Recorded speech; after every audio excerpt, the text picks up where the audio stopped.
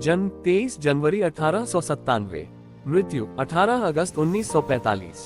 सुभाष चंद्र बोस ने तुम मुझे खून दो मैं तुम्हें आजादी दूंगा और जय हिंद जैसे प्रसिद्ध नारे दिए। भारतीय प्रशासनिक सेवा की परीक्षा पास की। 1938 और 1939 में कांग्रेस के अध्यक्ष चुने गए। 1939 में फॉरवर्ड ब्लॉक का गठन किया। अंग्रेजों को देश से निकालने के लिए आजाद हिंद फौज की स्थापना की। सुभाष चंद्र बोस को नेताजी भी बुलाया जाता है। वह भारतीय स्वतंत्रता संग्राम के एक प्रख्यात नेता थे। हालांकि देश की आजादी में योगदान का ज्यादा श्रेय महात्मा गांधी और नेहरू को दिया जाता है, मगर सुभाष चंद्र बोस का योगदान भी किसी से कम नहीं था। प्रारंभिक जीवन। उनका जन्म जनवरी 23 सन 1897 में उड़ीसा के कटक शहर में हुआ था। उनके पिता जानकी नाथ बोस प्रख्यात वकील थे। उनकी माता प्रभावती देवी सती और धार्मिक महिला थी। प्रभावती और जानकी नाथ की 14 संतानें थी, जिसमें 6 बेटियां और 8 बेटे थे। सुभाष उनमें से 9वें स्थान पर थे। सुभाष बचपन से ही पढ़ने में होनहार थे। उन्होंने 10वीं की परीक्षा में प्रथम स्थान प्राप्त किया था और स्नातक में भी वो प्रथम आए थे। कलकत्ता के स्कॉटिश चर्च कॉलेज से उन्होंने दर्शन शास्त्र में स्नातक की डिग्री हासिल की थी। उसी दौरान सेना में भर्ती हो रही थी। उन्होंने भी सेना में भर्ती होने का प्रयास किया, परंतु आंखें खराब होने के कारण उनको अयोग्य घोषित कर दिया गया।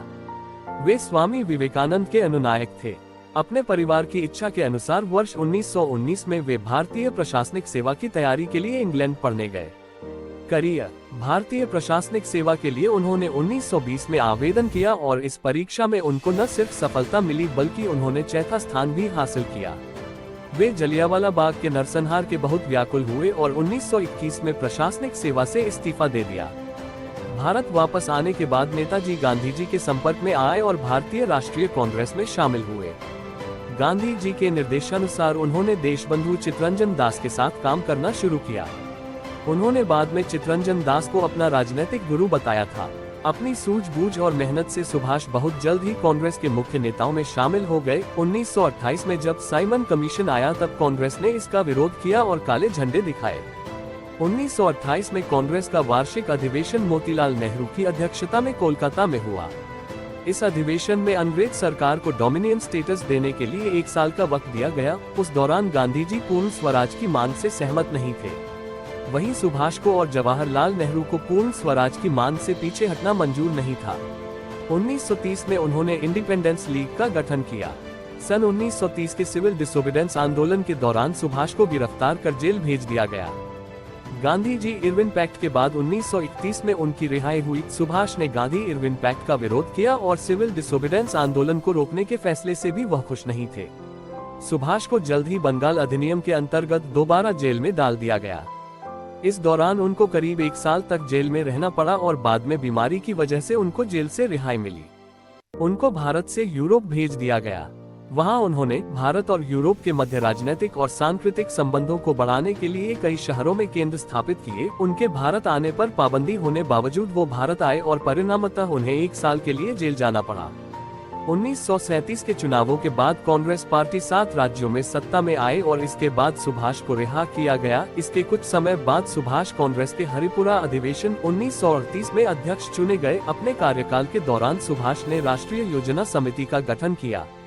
1939 के त्रिपुरी अधिवेशन में सुभाष को दोबारा अध्यक्ष चुन लिया गया। इस बार सुभाष का मुकाबला पट्टाभी सीतारमैया से था। सीतारमैया को गांधी जी का पूर्ण समर्थन प्राप्त था, फिर भी 203 मतों से सुभाष चुनाव जीत गए। इस दौरान द्वितीय विश्व युद्ध के बादल भी मंडराने लगे थे और सुभाष ने अंग्रेजों को 6 महीने में देश छोड़ने का अल्टीमेटम दे दिया। सुभाष के इस रवैये का विरोध गांधी जी समेत कांग्रेस के अन्य लोगों ने भी किया, जिसके कारण उन्होंने अध्यक्ष पद से इस्तीफा दे दिया और फॉरवर्ड ब्लॉक की स्थापना की। सुभाष ने अंग्रेजों द्वारा भारत के संसाधनों का द्वितीय विश्व युद्ध में उपयोग करने का घोर विरोध किया और इसके खिलाफ जन आंदोलन शुरू किया। उनके इस आंदोलन को जनता का जबरदस्त समर्थन मिल रहा था, इसलिए उन्हें कोलकाता में कैद कर नजरबंद रखा गया। जनवरी 1941 में सुभाष अपने घर से भागने में सफल हो गए और अफगानिस्तान के रास्ते जर्मनी पहुंच गए। दुश्मन का दुश्मन दोस्त होता है वाली धारणा के मद्देनजर उन्होंने ब्रिटिश राज को भारत से निकालने के लिए जर्मनी और जापान से मदद की गुहार लगाई। जनवरी 1942 में उन्होंने रेडियो बर्लिन से प्रसारण करना शुरू किया, जिससे भारत के लोगों में उत्साह बढ़ा। वर्ष 1943 में वो जर्मनी से सिंगापुर आए। पूर्वी एशिया पहुंचकर उन्होंने रास बिहारी बोस से स्वतंत्रता आंदोलन का कमान लिया और आजाद हिंद फौज का गठन करके युद्ध की तैयारी शुरू कर दी। आजाद हिंद फौज की स्थापना मुख्यतः जापानी सेना द्वारा अंग्रेजी फौज से पकड़े हुए भारतीय युद्धबंदियों को लेकर किया गया था।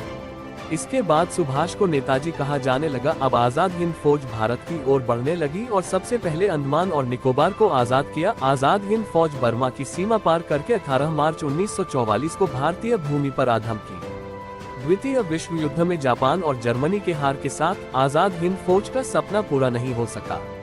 मृत्यु। ऐसा माना जाता है कि 18 अगस्त 1945 में एक विमान दुर्घटना में उनकी मृत्यु ताइवान में हो गई, परंतु उसका दुर्घटना का कोई साक्ष्य नहीं मिल सका।